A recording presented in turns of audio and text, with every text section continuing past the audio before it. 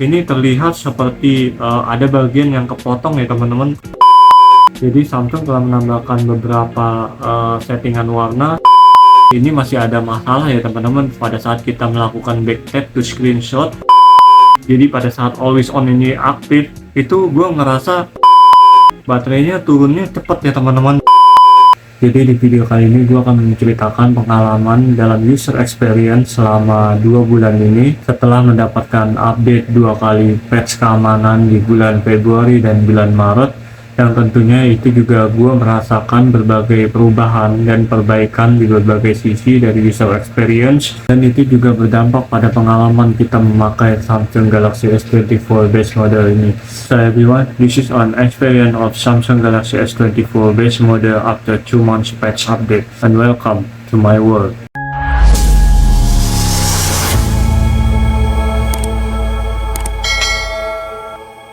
Oke, tanpa terasa waktu berjalan sangat cepat banget. Jadi udah 2 bulan gua pakai si Samsung Galaxy S24 base model ini, dan selama 2 bulan itu juga Samsung rutin ngasih update. Ya maklum ini kan flagship ya teman-teman, jadi tiap bulan itu kita bisa mendapatkan update rutin dari patch keamanan dan juga perbaikan-perbaikan yang dilakukan oleh Samsung pada sistem UI atau user interface, dan itu berdampak pada user experience yang kita dapatkan selama menggunakan Samsung Galaxy S24 ini. Jadi di sini gua akan menceritakan berbagai perbaikan yang dilakukan oleh Samsung setelah 2 kali mendapatkan update. Oke, yang pertama dari mulai sisi tampilan, sebenarnya ini nggak ada yang berubah secara signifikan ya, karena memang ini bukan update major, tapi lebih tepatnya minor update yang dilakukan oleh Samsung untuk memperbaiki user experience yang dirasa kurang dari versi-versi software sebelumnya teman-teman, dan juga untuk meningkatkan patch keamanan dari Samsung Galaxy S24 base model ini. Tentunya ada perubahan-perubahan yang memang kita rasakan secara langsung dan juga berdampak pada user experience yang kita rasakan selama menggunakan Samsung Galaxy S24 base model ini. Memang secara tampilan, icon dan sebagainya itu nggak banyak yang berubah teman-teman, tapi dari sisi warna, nah ini yang sempat dikeluhkan ya teman-teman sebagai pengguna Samsung dan sebagian besarnya di luar sana yang memang sangat menikmati layar dari Samsung ini teman-teman, karena memang layar dari Samsung ini termasuk sebagai salah satu layar yang sangat bagus dalam sisi tampilan ya teman-teman ya. Tapi nampaknya Samsung seperti melakukan downgrade dalam sisi tuningan warna di saat S24 series ini meluncur pertama kali ya teman-teman di bulan Januari. Jadi pada awal perilisannya memang Galaxy S24 series ini Samsung tidak memberikan tuningan warna dan potensi maksimal dari layar AMOLED-nya ya teman-teman. Makanya banyak juga pengguna Samsung di luar sana yang memang sudah terkesan dengan warna yang super gondreng dari Samsung dan khas Samsung, jadi pada protes teman-teman. Tapi bagi gue sebenarnya nggak ada masalah, karena memang sebagai konten kreator gue itu nggak perlu untuk warna yang terlalu gondreng ya teman-teman, karena ini sangat sulit ya teman-teman untuk mengedit dan menggrading color pada sebuah konten yang ada nanti malah jadi miss color ya teman-teman. Misalnya warna yang sudah gue edit di sini terlihat seperti sudah cukup, padahal setelah kita lihat di layar smartphone lain itu kelihatannya malah lebih pucat ya teman-teman. Jadi memang pada kasus ini nggak terlalu berdampak buat gue, tapi mungkin di luar sana banyak juga yang protes karena memang kenikmatan layar AMOLED Samsung itu dilihat dari warnanya yang super gondreng teman-teman. Jadi banyak juga yang menggunakan handphone Samsung khususnya di seri S ini teman-teman untuk menikmati konten, menonton Netflix atau sebagainya, film dan sebagainya, itu malah jadi kelihatannya loh ini kok kurang warnanya. Nah di update yang Februari kemarin ini udah di fix ya teman-teman. Jadi Samsung telah menambahkan beberapa settingan warna di mode vivid ini ya teman-teman. Kalian bisa memilih dengan leluasa sesuai dengan preferensi kalian, apakah vividnya mau dikeluarkan semua potensi dari layar Samsung ini. Jadi kalian bisa mengatur tingkat vividness atau tingkat kegondrengannya teman-teman. Jadi kalian bisa dengan leluasa memiliki preferensi sendiri. Apabila kalian tidak terlalu butuh dengan warna yang terlalu gondreng, kalian bisa menggunakan warna yang vividnya tidak terlalu gondreng ya teman-teman ya. Tapi jika kalian seorang content creator yang mungkin menggunakan smartphone kalian untuk mengedit sebuah konten, kalian jangan menggunakan mode warna vivid ini ya teman-teman ya. Lebih baik menggunakan mode warna natural, karena memang mode warna natural ini yang memiliki tingkat 100% sRGB dan volumenya juga mendekati 100% sRGB. Jadi supaya konten yang kalian edit itu baik gambar maupun video tidak terlihat terlalu pucat di layar smartphone lain teman-teman ya. Jadi kalian gunakan warna natural saja atau mode natural. Nah, hal berikutnya dari sisi tampilan, Samsung juga memperbaiki berbagai macam layout supaya terlihat lebih rapi, karena seperti yang kita tahu bahwa Samsung Galaxy S24 base model dan S24 Plus ini memiliki bagian ujung yang rounded ya teman-teman. Jadi roundednya itu bukan berarti screennya rounded, tapi lebih ke bagian bentuk dari sisi-sisi yang melengkung ya teman-teman. Nah, ini sebenarnya berdampak baik pada saat kita menggenggam ya teman-teman. Jadi bagian ujung-ujung itu tidak terlalu tajam dan tidak terlalu mengkotak seperti Galaxy S24 Ultra yang memang terlihat tajam ya teman-teman, terlalu meniku seperti itu. Namun di sisi lain ini membawa dampak bagi sisi tampilan teman-teman, karena ketika kita menggunakan full screen gesture atau navigation gesture, pada saat kita menonaktifkan navigation hinge, ini terlihat seperti ada bagian yang kepotong ya teman-teman, karena memang dengan menghilangkan navigation hinge ini kita bisa mendapatkan tampilan yang imersif. Tapi di sisi lain ini juga berdampak pada layout bagian bawah yang terpotong ya teman-teman ya. Jadi tulisan yang terlalu panjang seperti itu dia bisa terpotong oleh bagian yang melengkung ini teman-teman, yang rounded ini. Nah, di sini Samsung melakukan update pada saat itu di bulan Februari. Jadi untuk tulisan yang terlalu panjang yang tidak bisa diakomodasi oleh diagonal layar yang cukup compact ya teman-teman, terutama di Samsung Galaxy S24 base model ini, sekarang lebih digeser ke arah pinggir dan offsetnya lebih ke atas sedikit ya teman-teman. Jadi nggak terlalu bertabrakan dengan bagian rounded di sisi bawah kiri maupun kanan ya teman-teman. Jadi seperti di bagian atas yang seperti kita bisa lihat ini, bagian jam dan juga bagian baterai itu memang agak ke pinggir, tapi di update sebelumnya bagian bawahnya tidak demikian ya teman-teman. Jadi ini sekarang sudah di fix. Nah, untuk kalian yang tidak menggunakan font tebal atau bold font, ini aman ya teman-teman. Tapi untuk gue yang memang membutuhkan bold font atau font yang tebal teman-teman untuk dapat bisa melihat dengan jelas tulisan, karena memang ada faktor penglihatan juga teman-teman. Jadi ya di sini memang masih ada sedikit kepotong, tapi ini udah better teman-teman.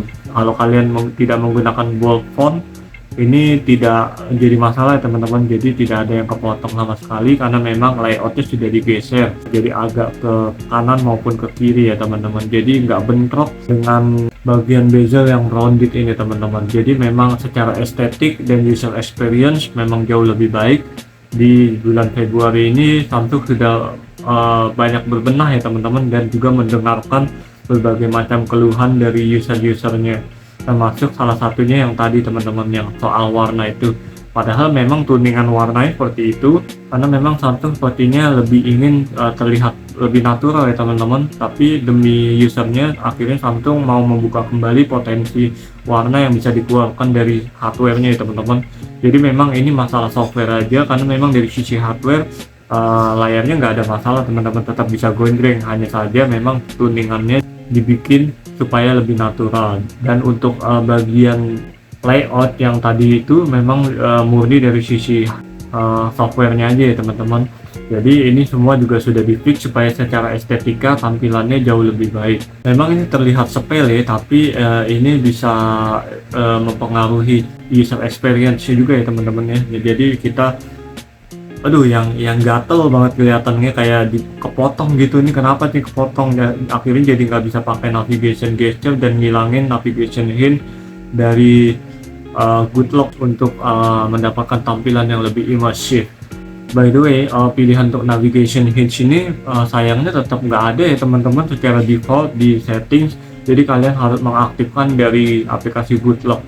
Nah, ngomongin soal Good Lock, di updatean yang terbaru ini di bulan Februari juga Samsung memperbaiki user experience yang dirasakan oleh pengguna Goodlock secara lebih maksimal ya teman-teman, terutama setelah di bulan Februari, ada juga di bulan Maret.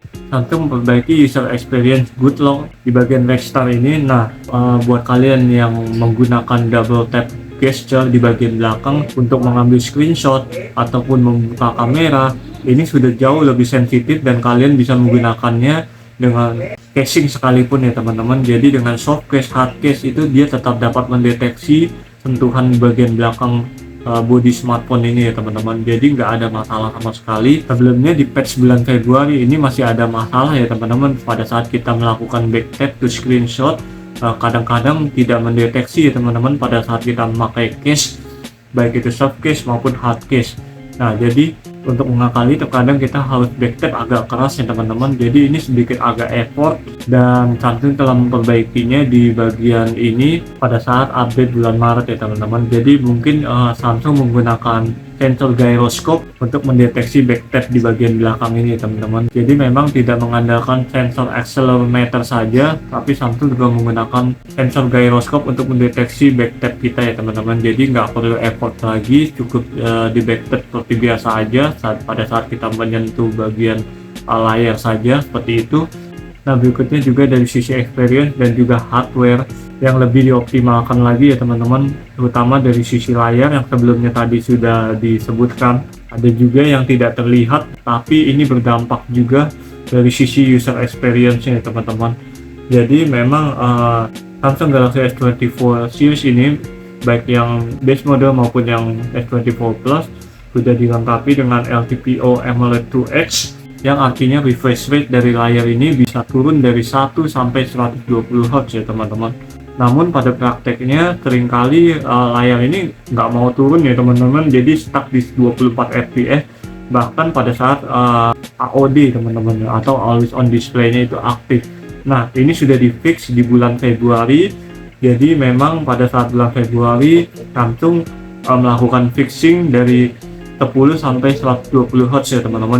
Jadi memang pada saat itu belum bisa turun sampai di bawah 10, namun ini sudah bisa jauh menghemat penggunaan baterai teman-teman. Jadi pada saat perilisannya itu gue merasakan baterai ini memang sudah cukup awet, namun pada saat ditinggal tidur atau idle, jadi pada saat always on ini aktif, itu gue ngerasa baterainya turunnya cepat ya teman-teman. Jadi nggak kayak always on yang biasanya gue rasakan itu. Jadi itu berdampak juga ya teman-teman. Jadi pada saat gue setelah update di bulan Februari, usage baterai pada saat idle itu memang lebih baik, namun pada saat itu memang refresh rate belum bisa turun di bawah 10 Hz ya teman-teman, bahkan kadang-kadang stuck di 15 Hz. Jadi Samsung melakukan perbaikan lagi di bulan Maret ini teman-teman.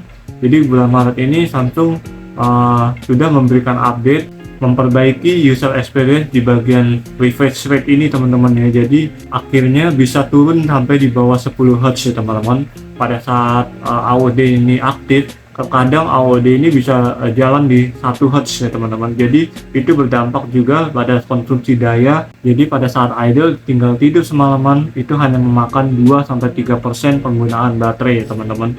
Jadi drainingnya nggak terlalu signifikan sampai besok paginya harus dicas lagi teman-teman. Jadi memang ini sebuah hal minor yang tidak terlihat dengan mata teman-teman secara langsung, tapi bisa dirasakan dampaknya dari sisi penggunaan baterai teman-teman. Bahkan pada saat scrolling Instagram, refresh rate bisa naik sampai 120 Hz, namun pada saat kita berhenti untuk menikmati konten atau melihat salah satu konten yang mungkin menurut kita menarik teman-teman, itu refresh rate akan turun menyesuaikan dengan videonya teman-teman. Begitu juga di YouTube teman-teman. Jadi setelah kita scrolling kemudian kita melihat nih ada video yang menarik yang bisa kita tonton, itu refresh rate-nya akan menyesuaikan dengan frame rate dari video itu teman-teman. Jadi misalnya video itu diekspor oleh si konten kreator hanya di 30 fps, itu akan turun sampai 30 fps teman-teman. Jadi ini jauh lebih efisien dari sisi penggunaan baterai, sehingga pada saat kita menikmati konten-konten yang ringan seperti menonton YouTube atau Netflix ataupun menonton TikTok ataupun juga Instagram Reels, itu refresh rate-nya bisa menyesuaikan dari konten yang sedang kita nikmati ya teman-teman. Jadi ini efisiensi baterainya sangat efisien. Seperti yang gue bilang di video experience sebelumnya, pada saat gue pertama kali membeli smartphone Samsung Galaxy S24 base model ini teman-teman, gue merasakan bahwa Exynos 2400 ini sangat powerful dan juga hemat daya ya teman-teman. Jadi dengan konfigurasi 10 core atau deca-core, ini Samsung menambahkan 2 efisiensi core baru untuk memaksimalkan kinerja yang bisa diolah oleh smartphone ini pada saat penggunaan yang tidak intensif dan tidak terlalu berat. Ini berdampak baik juga teman-teman di bagian update yang Samsung berikan. Jadi memang Exynos 2400 ini mampu memaksimalkan penggunaan efisiensi core. Memang efisiensi dayanya jauh lebih baik pada saat penggunaan yang tidak terlalu berat. Dia akan menggunakan efisiensi core yang 4 inti ini ya teman-teman. Jadi 4 core efisiensi ini benar-benar dimaksimalkan di update yang bulan Maret ini ya teman-teman. Jadi mulai dari sisi refresh rate yang diturunkan, kemudian juga manajemen daya yang jauh lebih baik dari si Exynos 2400 ini. Jadi gue dapat dengan mudah menyentuh screen on time selama 6 jam 20 menit. Jadi itu hampir 7 jam ya teman-teman pada saat penggunaan yang tidak terlalu intensif dan tidak terlalu berat. Jadi memang untuk ukuran handphone compact, memang musuh utamanya adalah suhu ya teman-teman, dan juga berdampak pada manajemen daya yang lebih buruk ya teman-teman pada saat suhunya jauh meningkat dengan cepat. Nah, Samsung di sini berusaha untuk memaksimalkan si Exynos 2400 ini supaya tidak terlalu menguras daya baterai dengan memaksimalkan kinerja efisiensi core ini teman-teman. Nah, untuk penggunaan secara intensif baik itu untuk merekam video dan juga proses editing serta review konten setelah editing, Samsung Galaxy S24 base model ini dapat dengan mudah menyentuh angka 6 jam atau lebih tepatnya 5 jam 55 menit. Jadi hampir 6 jam teman-teman, yang dimana menurut gue itu sangat cukup untuk handphone compact ya teman-teman ya, mengingat potensinya masih dapat dibuka lebih jauh lagi melalui update-update selanjutnya ya teman-teman.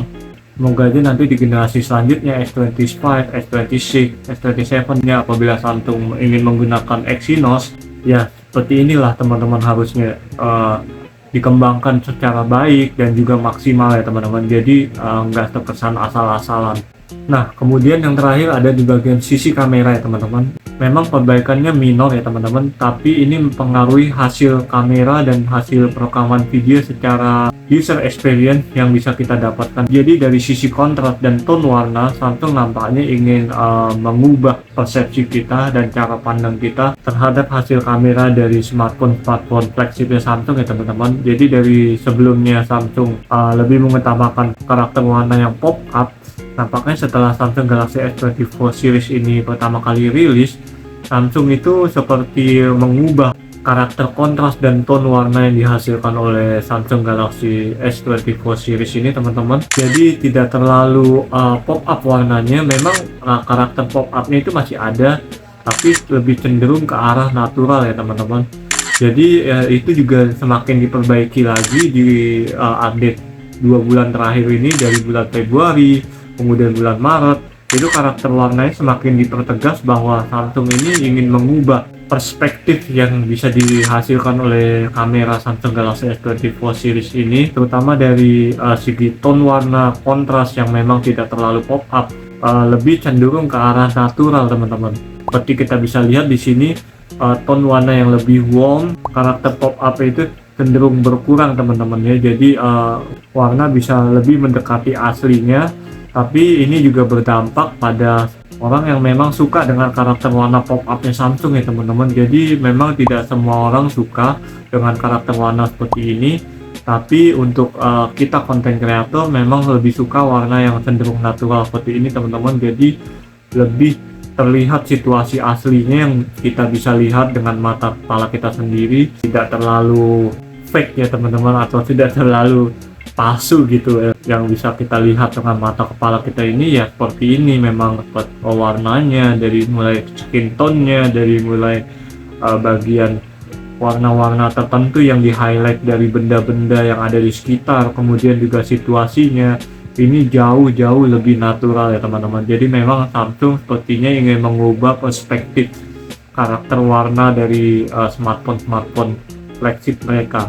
Gue nggak tahu ini apakah akan diturunkan ke mid range mereka teman-teman, tapi dari yang gue lihat di Samsung Galaxy A55, salah satu mid range terbaru Samsung, gue lihat dari review-review yang ada di luar sana, memang Samsung sepertinya akan menurunkan ini ya teman-teman, karakter warnanya itu akan diturunkan ke smartphone mid range mereka juga ya teman-teman. Jadi ya siap-siap aja, kita akan melihat karakter warna yang cenderung lebih natural di smartphone Samsung di generasi berikutnya. Nah, untuk karakter warna yang natural ini berdampak juga pada dynamic range yang jauh lebih luas yang bisa ditangkap oleh kamera ini teman-teman. Memang seperti yang kita tahu, kamera smartphone ini musuh utamanya adalah dynamic range yang sempit ya teman-teman, karena memang sensornya juga secara size lebih kecil dari kamera beneran, alias kamera yang memang diperuntukkan untuk kebutuhan fotografi dan videografi profesional. Untuk karakter warna yang natural ini berdampak pada efisiensi dynamic range yang jauh lebih bagus, terutama dari sisi video ini teman-teman ya. Terlihat pada video ini teman-teman, dynamic range di kamera ultrawide jauh lebih baik karena memang karakter warna yang cenderung lebih natural seperti sebagai berikut. Oke teman-teman, ini sampel video dari kamera Samsung Galaxy S24 di format 4K 30 fps. Jadi ini yang biasa gue pakai untuk bikin konten ya teman-teman di YouTube, 4K 30 fps, terus gue ekspor ke Full HD 30 fps. Dan di sini satu hal yang gue notice ya teman-teman dari lensanya ini di kamera setelah update bulan Maret 2024 itu ada di lensa ultrawide nya yang kemampuan HDR nya itu semakin membaik teman-teman. Lihat, langit pasti bisa di handle dengan baik, padahal ini trik banget teman-teman di jam 3 sore ini, luar biasa.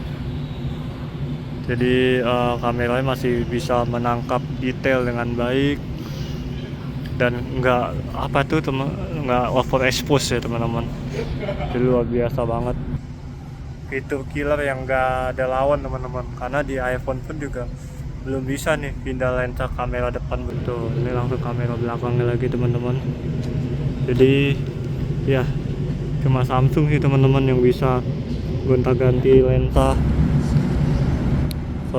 semuanya ya teman-teman, depan belakang, lensa ultrawide, lensa telefoto, lensa biasa pun juga bisa tanpa harus stop dulu videonya. Jadi luar biasa sih. Tuh lihat teman-teman, langitnya itu ada matahari,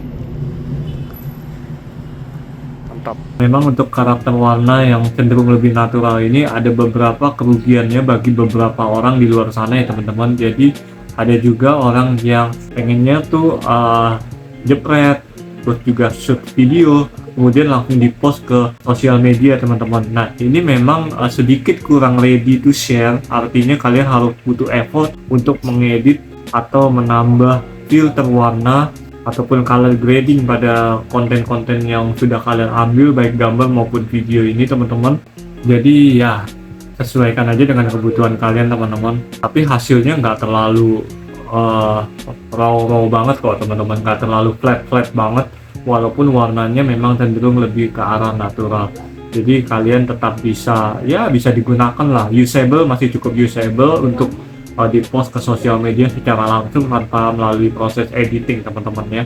Oke, jadi sekian dulu experience yang bisa gua sampaikan selama 2 bulan terakhir ini menggunakan Samsung Galaxy S24 base model untuk mendukung pekerjaan gue sebagai content creator. Jadi overall gue sangat puas dari update-update yang sudah diberikan oleh Samsung, sehingga itu mengubah secara signifikan user experience yang bisa kita dapat selama menggunakan smartphone ini.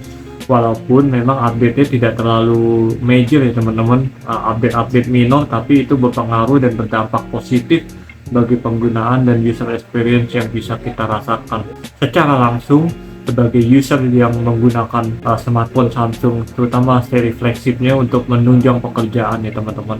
Semoga di kedepannya ataupun di update-update selanjutnya Samsung bisa lebih memaksimalkan potensi hardware yang ada pada Samsung Galaxy S24 base model ini. Dan rencananya gue akan membawa Samsung Galaxy S24 base model ini sebagai senjata untuk membuat konten pada saat nanti gua trip ke Bandung ya teman-teman.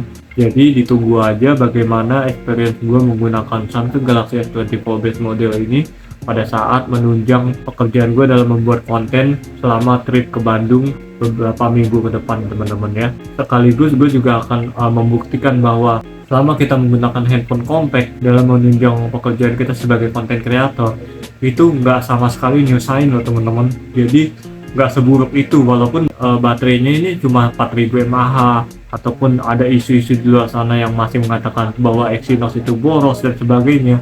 Come on teman-teman, kalian jangan stereotype terhadap suatu produk, karena memang industri telekomunikasi dan teknologi itu semakin berkembang dari waktu ke waktu. Good job Samsung. Jadi buat kalian yang punya pertanyaan, silakan teman-teman tinggalkan pertanyaan kalian di kolom komentar, dan mungkin ada pertanyaan yang bisa kalian tanyakan terkait Samsung Galaxy S24 base model ini, atau kalian bisa follow dan DM di Instagram gue di sini teman-teman ya. Jadi pertanyaan dan masukan kalian akan gue jawab di video full review beberapa minggu ke depan teman-teman ya.